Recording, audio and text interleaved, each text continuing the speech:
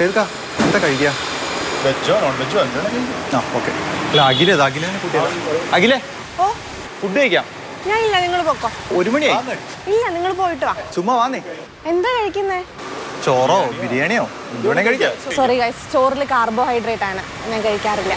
ചോറ് പൂർണ്ണമായിട്ട് ഒഴിവാക്കി കഴിക്കുന്നില്ല. അപ്പോൾ ഇല്ല, കുറച്ച് ദിവസമായിട്ട് ഞാൻ കംപ്ലീറ്റ്ലി കാർബോഹൈഡ്രേറ്റ് ഒഴിവാക്കി. ഇത് ആരോടെങ്കിലും ചോദിച്ചിട്ട് കൺസൾട്ട് ചെയ്താണോ? സോഷ്യൽ മീഡിയയിലുണ്ടല്ലോ കുറെ, നമ്മൾ ഇങ്ങനെ ഷെയർ ചെയ്തൊക്കെ കിട്ടുമല്ലോ എല്ലാം. അപ്പൊ നമുക്കിടോ. പക്ഷെ അങ്ങനെ അല്ല കേട്ടോ. ഇത് ഡയറ്റ് എടുക്കുന്ന സമയത്ത് നമ്മൾ കൃത്യമായിട്ട് അല്ലേ ആശംസയെ ഏതെങ്കിലും ഡയറ്റീഷ്യനെ കണ്ട് സംസാരിച്ചിട്ട് വേണം ഇത് നമ്മളെ ബോഡിക്ക് എന്തൊക്കെ വേണം വേണ്ടാന്നുള്ളത് നമ്മൾ തീരുമാനിക്കേണ്ടത്. ഒരു കാര്യം ചെയ്യും, ഞാൻ ഇവിടെ ഒരു ഡയറ്റീഷ്യൻ ഡോക്ടറുടെ ഒരു വീഡിയോ ഉണ്ട്. അവരിതിനെക്കുറിച്ച് ഡയറ്റ് എങ്ങനെ എടുക്കണം എന്നുള്ളത് പറയുന്നൊരു വീഡിയോ ഉണ്ട്, അതൊന്ന് കണ്ടു നോക്കും. അരി പൂർണ്ണമായിട്ട് ഒഴിവാക്കുന്നത് ശരിക്കും നല്ലതല്ല. കാരണം നമുക്ക് കാർബോഹൈഡ്രേറ്റ്സ് വേണം. ഞാൻ പറഞ്ഞല്ലോ, ഏകദേശം ഒരു ഹെൽത്തി ഇൻഡിവിജ്വലിന് 60% അവർക്ക് ഊർജം വരേണ്ടത് അവരുടെ കാർബോഹൈഡ്രേറ്റ്സിൽ നിന്നാണ്.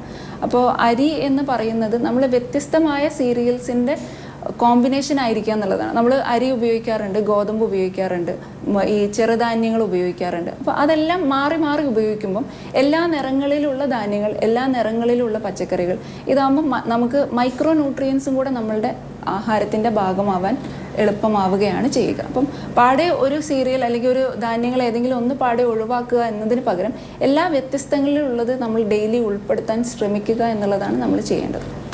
കാർബോഹൈഡ്രേറ്റ് ഇല്ലെങ്കിൽ ഞാൻ ഈ പോഷക സമൃദ്ധമായി നെല്ലിക്ക ജ്യൂസ്, പേരയ്ക്ക അത്തരം കാര്യങ്ങളൊക്കെ കഴിക്കുന്നുണ്ട്. അതുപോലെ നെല്ലിക്കയും പേരക്കയാണ് ഇതിന് പകരം കഴിച്ചുകൊണ്ടിരിക്കുന്നത്.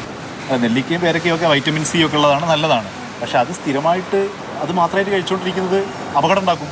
അതതിൻ്റെ തൊട്ടടുത്ത വീഡിയോയിൽ അതേ ഡയറ്റീഷ്യൻ പറയുന്നുണ്ട്. നെല്ലിക്ക വളരെ നല്ലതാണ്. ഇപ്പോൾ വിറ്റമിൻ സി റിച്ച് ആയിട്ടുള്ള ഒരു സ്രോതസ്സാണ് നെല്ലിക്ക, അതേപോലെ പേരക്ക, ഇതെല്ലാം. പക്ഷെ അമിതമായി അതിൽ ടോക്സിസിറ്റി വരാനുള്ള സാധ്യതയും വളരെ കുറവാണ്.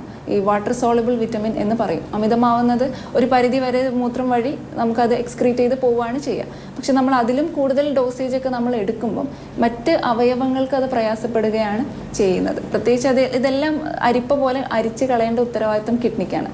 അപ്പം ഏറ്റവും ഫസ്റ്റ് അതിനെ ബാധിക്കുക നമ്മളെ വൃക്കകൾക്ക് തന്നെ ആയിരിക്കും. അപ്പം അതാണ് കാര്യം. അല്ല, എനിക്ക് വിശപ്പൊന്നും ഉണ്ടാവാറില്ല അപ്പോൾ ഇത് മാത്രം കഴിച്ചു. ഞാൻ ഈ ഡയറ്റ് ബ്രേക്ക് ആവുമെന്ന് വിചാരിച്ചുള്ള ഒരു കുറ്റബോധം കാരണം ഞാൻ ഒന്നും കഴിക്കാറില്ല. ഷേർക്ക അഖില പറഞ്ഞ അനുസരിച്ച് ഇതൊരു ആരോഗ്യ പ്രശ്നം മാത്രമല്ല, ഒരു മാനസിക പ്രശ്നം കൂടിയാണ്. ഇതിനെക്കുറിച്ച് സൈക്കാട്രിസ്റ്റ് പറയുന്ന ഒരു വീഡിയോ എൻ്റെ കയ്യിലുണ്ട്, ഇതും കൂടി ഒന്ന് കണ്ടു നോക്കും. ഡയറ്റ് പാറ്റേൺ ഫോളോ ചെയ്യുക, അതിനുശേഷം അവരുടെ വെയിറ്റിൽ കുറവുണ്ടാവുന്നതിന് ശേഷവും അവർ ആ ഡയറ്റ് പാറ്റേൺ തുടരുക. അവർക്ക് വെയിറ്റ് ഗെയിൻ ഉണ്ടാവുന്ന സമയത്ത് അവർക്ക് വളരെയധികം ഉത്കണ്ഠ, അതായത് വെയിറ്റ് ഗെയിനിനെ പേടിക്കുന്ന രീതിയിലുള്ള ലക്ഷണങ്ങളിൽ അവരുണ്ടാകുക. പിന്നെ അവരുടെ ആ ഒരു ബോഡി ഇമേജുമായിട്ട് ബന്ധപ്പെട്ട് അവർക്ക് ഒരു മിസ്മാച്ച് ഉണ്ടാവുക. അതായത് വെയിറ്റ് കുറയുമ്പോഴും കുട്ടിയുടെ ഇൻസൈറ്റ് എന്ന് നമ്മൾ പറയും, കുട്ടിക്ക് അതിനെപ്പറ്റി ഒരു അവബോധം ഇല്ലാതിരിക്കുക.